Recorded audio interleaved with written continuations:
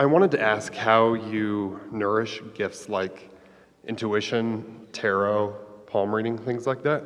But given the situation or the tragedy that we experienced this week in South Carolina, I would like to know how we can be change makers in this world and how we can be a more positive influence and shape a better world.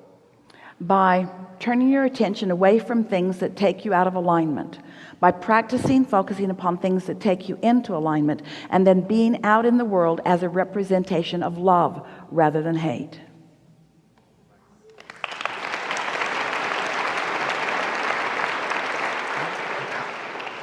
How can we do that with influencing your neighbor, but also masses of people?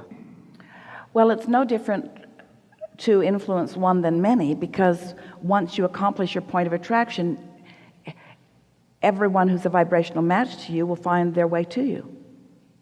It's about trusting law of attraction and about utilizing your resources as effectively as you can. And by utilizing your resources effectively, we mean tuning in to your source.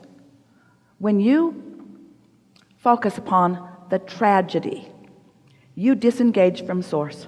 You cannot focus upon the tragedy and be in sync with source. So your light's out for a while you're focused on the tragedy. You got your umbrella up so that you're resisting any inspiration that's coming your way. You're deflecting it. And you can tell by the way you feel that you are focused upon a condition that has you completely disconnected from your source. So you have nothing to give under those conditions. And sometimes people have accused us of encouraging you to put your head in the sand. In other words, if you're not aware of it, then it won't affect you. And that's exactly what we're encouraging. Because when you, in essence, put your head in the sand, now you have put yourself in what could be a meditative and therefore receptive state, because the conditions are no longer negatively influencing you away from your point of attraction, from your connection, from your alignment, from your source, from your resources. So that head in the sand gives you the opportunity for your cork to float, for your alignment to come, for your clarity to come. Now, the tragedy itself caused you to launch many rockets massively into your collective vortex. Your rockets say, we want a kinder, gentle world. We want a world where people are getting along better. Some are even wise enough to have wished soothing for the killer before he killed. Hardly anybody's thinking about that now. He did a terrible deed. Yeah, his manifestation was completely awful. We acknowledge that. But back there somewhere is someone who wants to be in alignment with source, who has the ability to be in alignment with source. So you want to follow his path, follow his trend? Yeah, let's kill him. Let's kill him like he killed. Let's hate him as much as he apparently hated those he killed. And we say, sort of not working out very well for you, is it? And so the only way into the loving world that you want is to acknowledge that you've put all of that love in your vortex. It exists as a reality. And the way that more and more of you line up with it is by looking there, not elsewhere. Trusting that the violence of the world, that these things that you call tragedies, are the very contrasting experience that has caused you to create a vortex that is causing the world to be better and better and better and better feeling for you. In other words, you don't have to look very far back in history to understand that you are living much differently now. There is much more personal connection with physical well-being and satisfaction in life now than there has ever been. Because every past tragedy and every past bad, awful experience has launched rockets of desire. But it's so interesting that it's the new generation that must be born in order to match up with it, because the existing organization is more interested in focusing upon the reason to hate than on the reason to love, you see.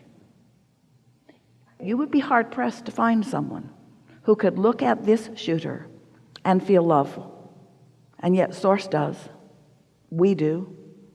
Because we know who he really is, not what vibrational stance he found, you see.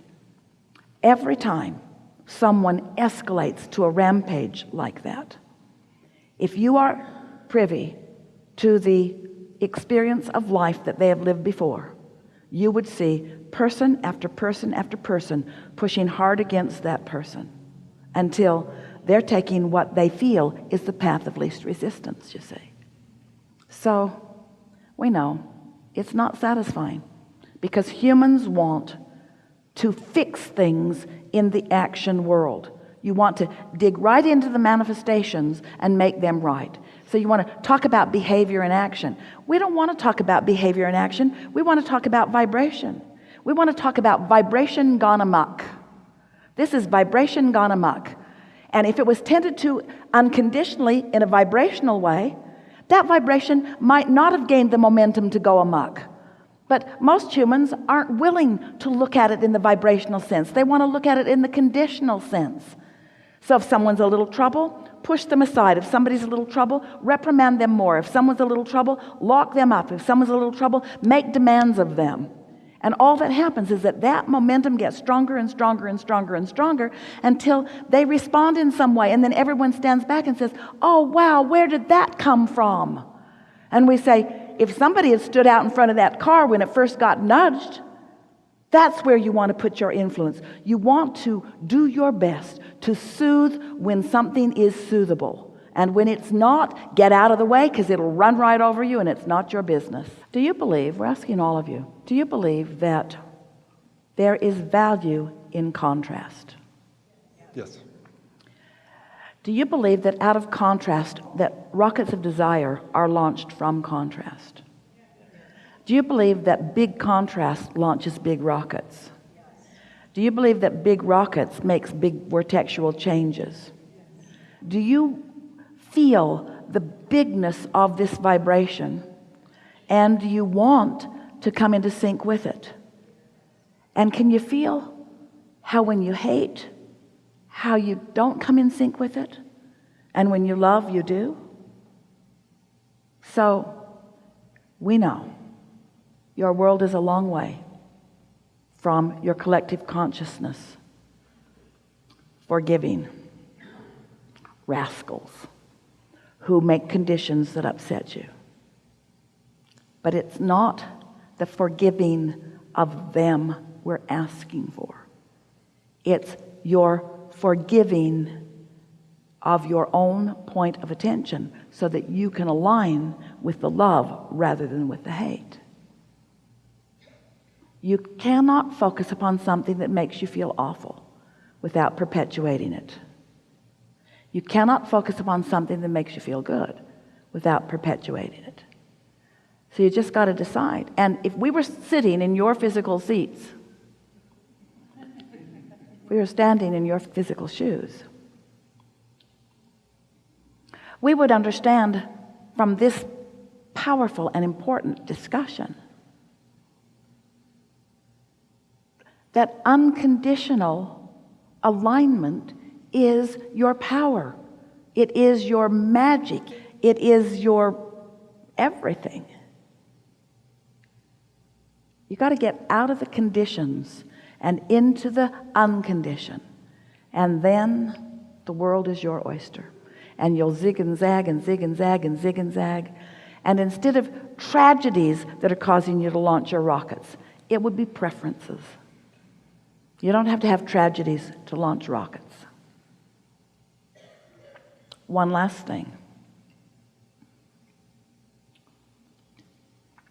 We're using your word tragedy. We don't agree with it. But in your vibrational awareness, tragedies of this proportion could not exist if it were not for the sea of hatred that feeds them. And one person with one gun cannot harness enough hatred for all of that. There's so much more to this story than that manifestation. Yeah.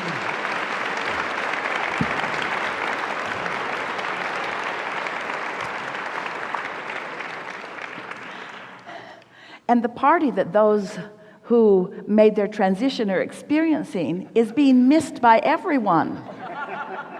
That's the thing that is really ironic about all of this.